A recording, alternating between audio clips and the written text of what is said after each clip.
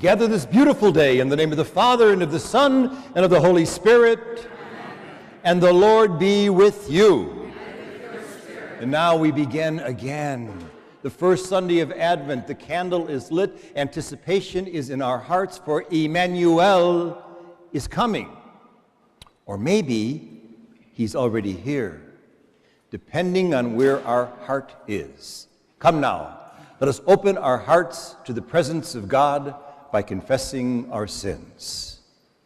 The Lord be with you. And with your spirit. A reading from the Holy Gospel according to Mark. Glory to you, O Lord. Jesus said to his disciples, "Be watchful, be alert. You do not know when the time will come. It is like a man traveling abroad.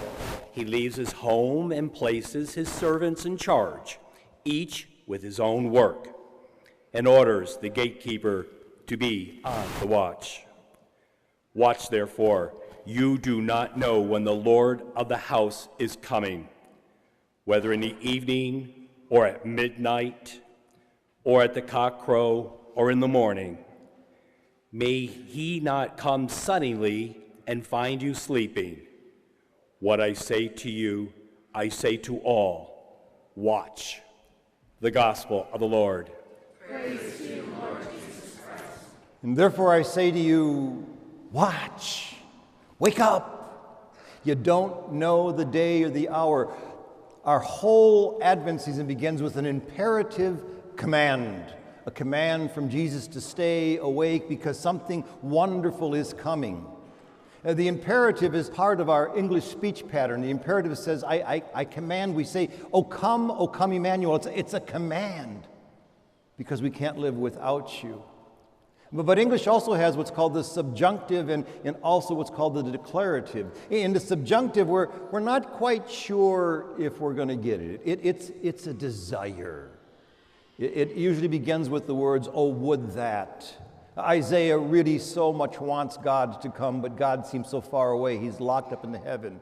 So he says, "Oh, would that you would rend open the heavens and come down to be with us." I don't know if you will or not. You know, we use the subjunctive at Mass all the time. I began the Mass this morning by saying, "The Lord be with you." Not the Lord is with you, but it's a desire. Because sometimes we wonder, is he really with us? Is he really present to us, or are we just whistling in the dark? Today Isaiah goes on saying, oh, would that.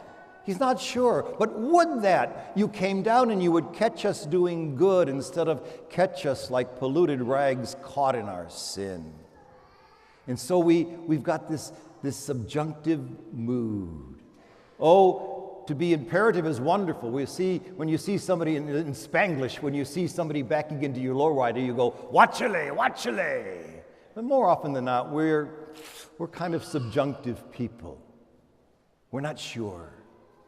And so we desire it, but we don't always feel it.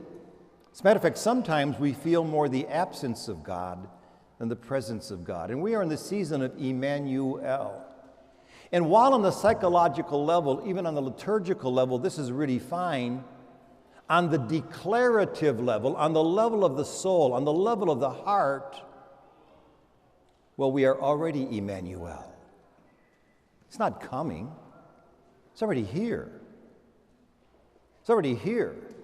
If the church has declared anything, and of course the church does declare this in no uncertain terms, absolutely unequivocally, that the presence of the divine is in you from the moment of conception. The reason that we are such a pro-life church is because life begins at conception, and there is no life without the presence of God.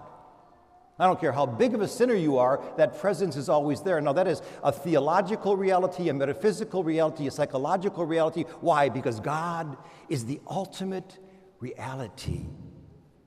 God is with you. God dwells in you. And of course, my response, and I think a lot of our response is, well, if that's true, how come I don't feel him? How come he seems so far, far away? And no matter what I do, it's not working. No matter how much I command, he doesn't seem to come. Is he deaf? Or am I doing something wrong? You know, there's an old saw that says, if God seems far away, who moved? If God is distant, who walked away? And of course, I want to respond, I didn't. I've done everything I could. And maybe, just maybe, that's the problem. Maybe I'm doing too much. You know the old saying, don't just stand there, do something. I think if we want to experience the presence of God, we've got to stop being so frenetic, so much running around, so much of double-mindedness, so much of multitasking. If we want to experience the presence of God, don't just do something, stand there. Stand there and let God come to you. Why? Because he's already there. He's already in you. Now we got a name for this. It's called the contemplative stance. And what the contemplative stance does is it allows and sees whatever is right before us at this moment, without judging it, just experiencing it, just knowing it. It's called living in the now. It's really hard to do because we don't mind living in the past or living in the future, but living in this moment right now is really difficult. There's a wonderful story about a young man who was running down the street, and the reason he was running down the street was because he was being chased by a tiger. And the more he ran, the faster the tiger ran after him. Finally, he got to a pericope, he got to an edge, and he was about to go over the cliff, and he went over the cliff, and he was holding on to a twig.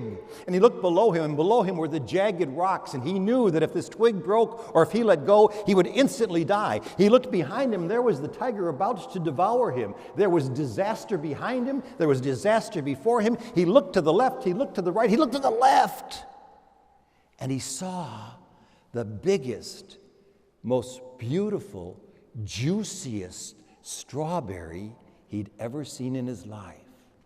And he picked it up, and he looked at it, and he smelled it, and he contemplated it, and he went, oh, that is the most delicious strawberry I've ever eaten in my life. Now that's living in the present. And that's all we have. That's all there is. We only have the present. We don't have the past. We don't have the future. You've heard the old saw 1,000 times. The past is history. The future's a mystery. All we've got is right before us at this very moment. It is the gift of this present moment, and that's why we call it the present, the gift of God. Our problem is that we live in our minds either in the past or in the future. There is no past, there is no future with God. There's only the eternal now. As a matter of fact, the past doesn't exist. It's gone. It's gone. And the only life it's going to have is the life that I give it in my mind, bringing it into the present. And of course, those of us at a certain age, if we've had enough past, and especially enough wounds in the past, are really good at taking those wounds and bringing them right into the present, right into today. We can think about them 24 hours a day, 7 days a week, and they are just as painful as they were in 1962 when your brother-in-law gave you that slight. Still hurts. But they don't exist except for the existence I give them.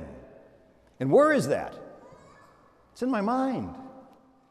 It's got no independent existence of its own. I've invented that. I brought that here. But it could still wound me, and it could still rob me of the presence of God. Our problem is that God is always present. We're just not present to the presence. Why? Because we are preoccupied with the past. You know, the ultimate oxymoron is peace of mind. I've never met anybody in their mind who's at peace.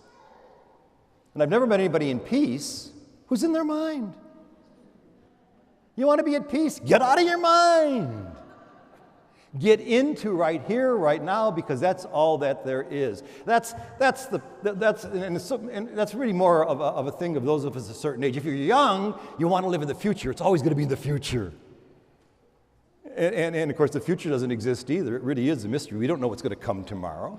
We're not given tomorrow. All we're given is today. But I can remember, honest to God, I can remember as a sixth grader, I could not wait to be in eighth grade because that's where the big kids were. When I was in junior high, I wanted to be in high school because that was really cool. When I was in high school, if I got to college, I'd really be happy. No, graduate school would be really much better than that. No, I think being a priest, when I'm ordained, then I'll be just as happy as I could be. I gotta be honest with you. The last 3 years of my priesthood, I could not wait to retire. I was counting the days, because when I retire, I'm going to be really, really happy. Now I'm retired, and I just can't wait to die. No, this is all there is. This is all I got. This is all I need.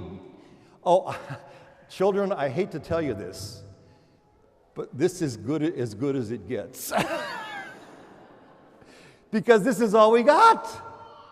We've only got this moment. God only exists in the now. He doesn't exist in the past. He doesn't exist in the future. So how do we live in the now? What do we see in the now? How do we access the now?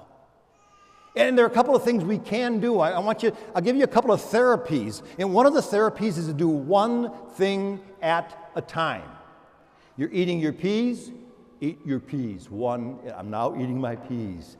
I used to teach at St. Teresa Parish in Kankakee, and every feast of Teresa, little Teresa, I'd have the 8th graders come up and the kindergarten kids come up. And I'd say, I want you to do this. And of course, the 8th graders, yeah, right, no problem. Okay. Kindergartens, why? You can only do one thing at a time. The kindergarten kids were better contemplatives than the 8th graders. Because the 8th graders were in a double-minded thing. You do one thing at a time. If you're going to drink, drink. If you're going to love, love. If you're going to look at a sunrise, look at a sunrise. Our problem is that we are, as St. James says, double-minded. We're sitting here, but we want to be over there. And so consequently, we're never anywhere. One thing. You're at Mass? Be in Mass. Be at Mass. One of the things the kids are always confessing, oh, Father, my mind drifted at Mass. I said, yeah, don't feel bad, so did mine. Come on. All over the place. We got this monkey mind that's going all over the place. And yet it really needs to be only one place. Now, how do you do that? There's a couple of mantras that we can use.